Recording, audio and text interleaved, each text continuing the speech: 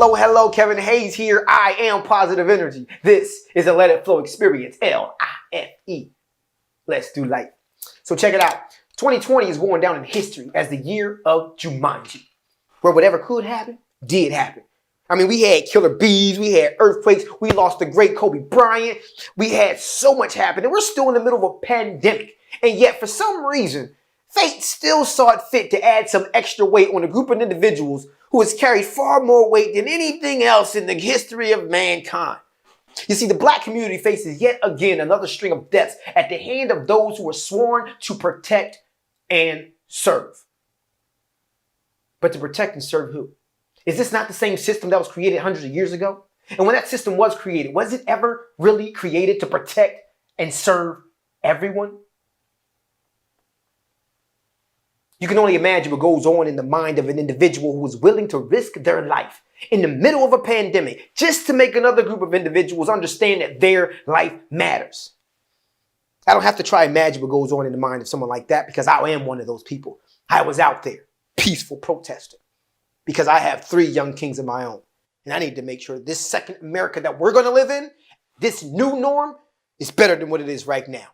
May, if y'all didn't know, is Mental Health Awareness Month. And although we have transcended into the month of June, I think it is imperative that we continue to focus on mental health. Trust me, I do believe that. So here we are.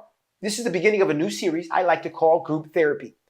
The group of individuals that we will speak to today represent the thoughts, minds, and feelings of different people that I've encountered within the black community. I call it the pulse of the people. Each individual is given up to 2 minutes to speak freely. This is the no judgment freedom zone. You can say what you want, how you want. I don't care if someone else gets upset about it. This is your moment to speak your heart, your mind. Group therapy. Everyone's welcome. Who wants to go first? So no one minds if I go first, right? All right, great, thanks. So listen, seriously, this is really sad and it really breaks my heart this is happening again. My deepest condolences goes out to the family of George Floyd. In regards to the protesting and all the looting and things of that nature, I'm just wondering, is anyone curious as to why we don't do this when it's black on black crime? I never understood. No, I will not be silenced. Every time I bring this up, there's someone somewhere that wants to know why you bring up. It needs to be discussed. Hold on. Judgment-free zone. Check it out. This is what's on my mind. This is the freedom zone. We said that already. There ain't no rules really, but there is one unspoken rule, and that's respect. You got to respect somebody else's point of view. You can't just be getting in your feelings because you don't like what he's saying about how he feels. Come on now, we're adults. We don't do that. You can't just dismiss somebody just because you don't like it. No. So what we're going to do is we're going to give them the respect he deserves, and we're going to allow him to speak. And we just listen. Because it's potential that when you listen, you may hear something that triggers you to say something. And what you say may help shift his perception of a circumstance or a situation. And by shifting his perception, maybe you can possibly change the way he thinks and feels. But just dismissing it? Nah, man. Samaj, go ahead. Finish what you were saying. Thank you. As I was saying, black on black crime is a real thing. And we can't just dismiss it just because it doesn't fit your narrative. I mean, seriously, it happens all the time. And the first thing you want to say is, well, we can police our own. We don't need the cops. Well, damn it, when is it going to start, huh? When are we going to start policing our own? Because if we did, maybe the cops wouldn't be in the neighborhood to begin with, terrorizing law-abiding citizens such as myself. Unfortunately, there's this outrageously imbecilic no snitch rule in the hood and in your hip-hop rap community. It's nonsense. It's ludicrous. Someone does a crime in broad daylight and no one tells. Tell me how the heck is that helping anyone? It's counterproductive towards any cause that is positively affecting the black community. Now listen. Hear me out though. Don't dismiss me though. Because I too am a black man. And I'm darn proud of it. And there's problems happening in our community. And we can't act like they're not there. If you're not willing to face all the problems, then you're not willing to fix all the problems. And this black on black crime is a thing. And if we're not looking to try and stop us from killing us, then we can't get upset at them for not wanting to help, not wanting to stop their people from killing us. It starts with us first. Jeez. You want to dismiss me? It takes a village. We say it all the time. But yet you don't want to, no snitching. That's just dumb. Just dumb. Things have to change. And if we're not holding each other accountable, we just need change. It starts with us. I'm done. Jeez. That's all I wanted to say. So, Anonymous, is that your name? Anonymous. So what's up, man? You got something to say? I ain't say nothing. Oh, no? Okay. Nah, you ain't hear me say jack, bro. I'm just over here listening to this clown ass nigga talk that Uncle Tom shit, man. Like all this is our fault. I don't even want to hear all that. Okay. So, what's up with the mask? What difference does it make that I'm wearing my mask, man? You said we can come here with freedom. I felt as though I had the freedom to wear my mask. I mean, ain't like I came over here with guns or nothing, demanding my freedom to take my mask off. I'm just saying it doesn't look COVID certified, that's all I'm saying. Look, I'm here. I'm gonna use my freedom to let somebody else talk for me. Cause I ain't the type to do all that talking. You got the tape? Roll it.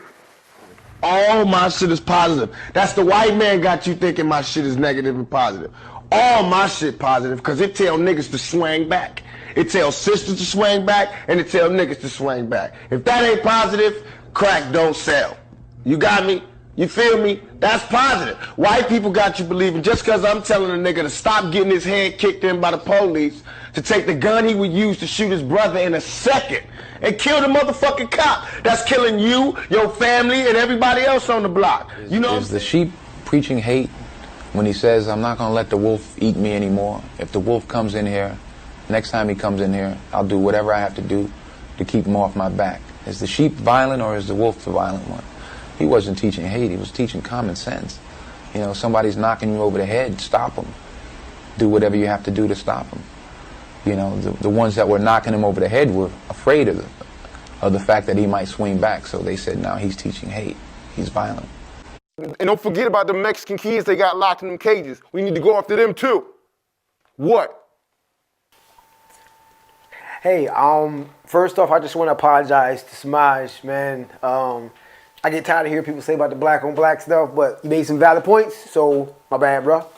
I want to talk about the protests and how Trump was so quick to call us thugs, man.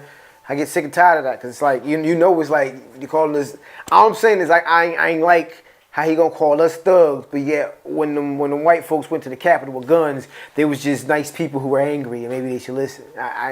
It tripped me out. And then I saw us like tearing stuff up. Like I seen the cars, I seen the cop cars burning, and you know, I'm here, I'm in Atlanta, you know, and it's just, Atlanta's the black Mecca, so a lot of those businesses was black owned businesses, so it's like, you know, black on black crime, and it's like, I just think we could have did it a more peaceful way, and it kind of, yeah, you know, and I'm not saying I agree with Trump, I'm just saying, I just think it should have been done differently. And what I think is like we need to like have a more strategic way of coming together. We need to unite and like really come together when it's time to vote. So you really gonna act like you ain't see those white folks out there looting too, huh? Nah, I seen them out. You act like it was just us, right? Yeah, no. And we all saw the video of the alleged undercover white cop who started breaking all the stuff, right? And he's the one who lit the match in a room full of kerosene. But you want to sit here and act like, hey man, chill. Hey, all you saw was us, right? Hey man, come on. My bad. Go ahead, Kev. He cut you off, so we gonna reset the clock. Go ahead, say what you guys say. Respect. Man, look, you try to make it seem like I'm against the movement. That's not what it is. I'm just not a fan of us coming together just for the sole purpose of making noise and breaking stuff.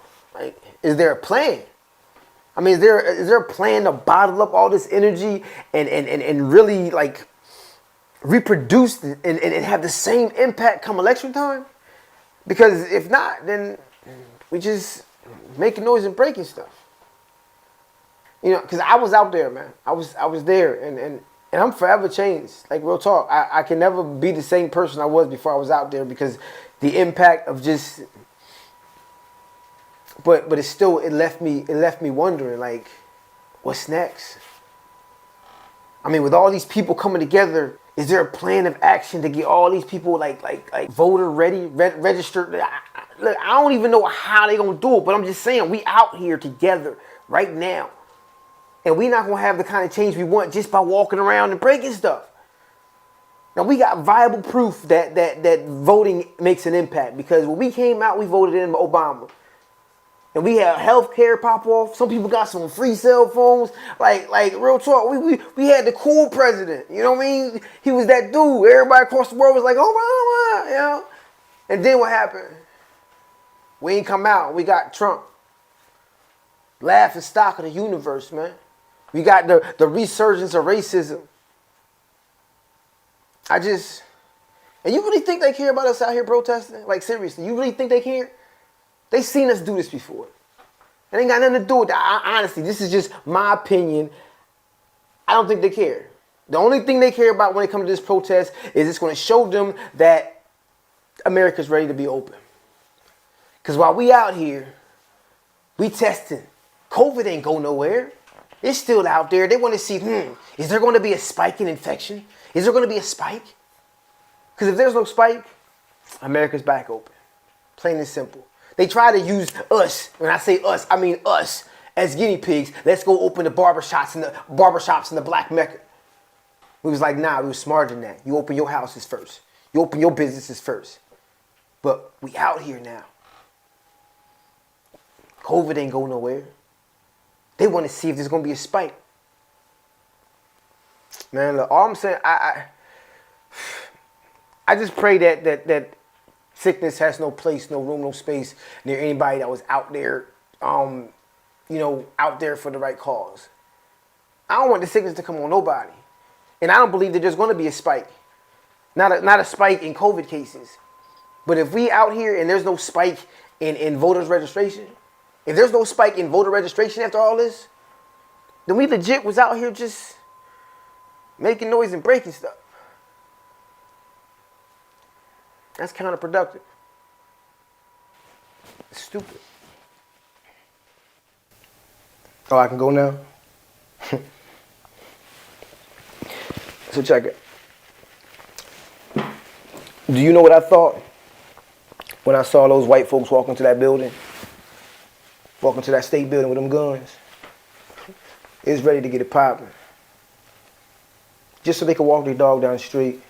So they can go outside in the middle of a pandemic when the government is telling them that if you go out there, you can potentially infect other people and cause a bigger problem than anything. They went there with guns, shut it down.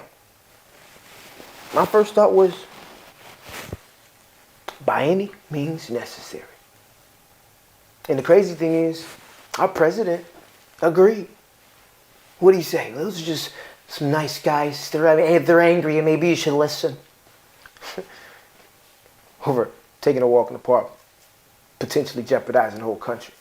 Meanwhile, our fellow black brothers and sisters, black and brown, are getting killed like dogs in the street. They're getting lynched in broad daylight. They're getting shot while they sleep in their own homes. And nobody's saying nothing. Nobody's getting prosecuted. They're getting arrested, but ain't nothing really happening. So when you tell us we being excessive, nah, man. Even if it was just for the one murder right now, this is what took place with George Floyd. If it was just that one, it still wouldn't be excessive. But it's not just about the one. If you'd act like you don't know that, that's what makes it even worse. If everybody talking about that black on black crime mess, come on, man. You know good and well if somebody black kills somebody black going to jail.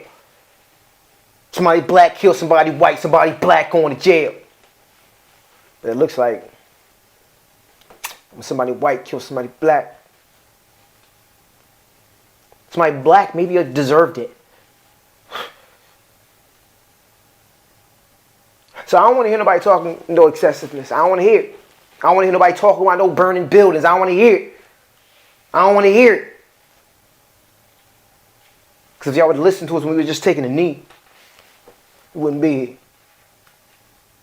And don't act like y'all ain't still got those Mexican kids locked up in cages. This is about injustice. If you ain't willing to listen, then it's by any means necessary. We've been woke. It's time for y'all to wake up. Power to the people. Done. We're closing up. It ran a little bit longer than I thought, but it's okay. I'm glad everyone got that out. I'm going to take the route of anonymous and let someone else speak for me as my closing. So I will just close out by saying, I'm Kevin Hayes. I am Positive Energy. Let's do life. I'm going to roll the tape. The riots that have taken place all over the country and now all over the world are inevitable. And contrary to the opinions of some, the riots are both effective and necessary. The problem is, it's not a sustainable path to what we want. But then what next? What are we supposed to do? There's something that we missed about how the civil rights movement was effective. Protesting was just the beginning. It was to unify the people and bring attention to the issue. But the next step was always economic action, boycotting, investing in our communities. Then that economic action is what forced legislation. The reason our efforts continue to fail is because we first of all keep asking for change instead of forcing it. But secondly, because we keep skipping a critical step in the process. Young people, my college students, my high school students, you're ready to act. You're ready to fight. But no one's listening to you. But I hear you, and we have a plan.